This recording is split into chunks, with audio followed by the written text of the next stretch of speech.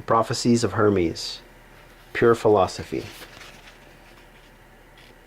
Pure philosophy is spiritual striving, through constant contemplation, to attain true knowledge of Atum, the one God.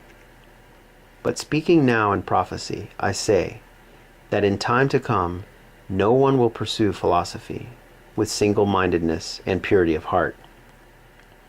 Those with a grudging and ungenerous temperament will try and prevent men discovering the priceless gift of immortality.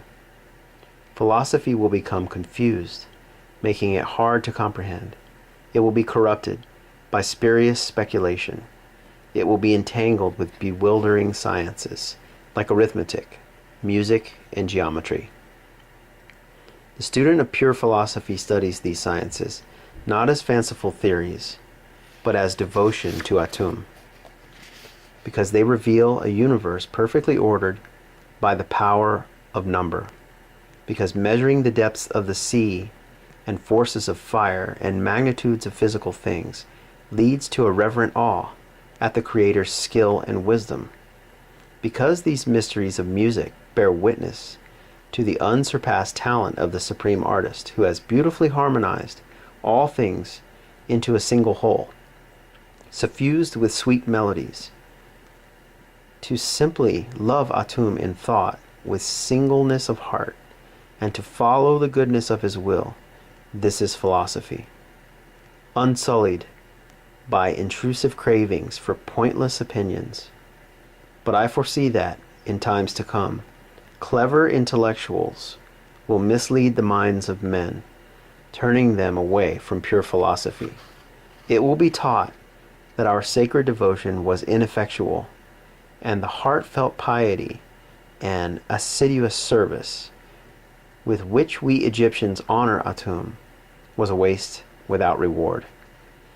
Egypt is an image of the heavens, and the whole cosmos dwells here, in this its sanctuary. But the gods will desert the earth and return to heaven, abandoning this land that was once the home of spirituality. Egypt will be forsaken and desolate, bereft of the presence of the gods. It will be overrun by foreigners who will neglect our sacred ways. This holy land of temples and shrines will be filled with corpses and funerals. The sacred Nile will be swollen with blood, and her waters will rise, utterly fouled with gore. Does this make you weep? There is worse to follow. This land that was a spiritual teacher to all humankind, which loved the gods with such devotion that they deigned to sojourn here on earth. This land will exceed all others in cruelty. The dead will far outnumber the living, and the survivors will be known as Egyptians by their language alone, for in their actions they will be like men of another race, O Egypt. Nothing will remain of your religion but an empty tale, which even your children will not believe. Nothing will be left to tell your wisdom but old graven stones. Men will be weary of life and will cease seeing the universe as worthy of reverent wonder.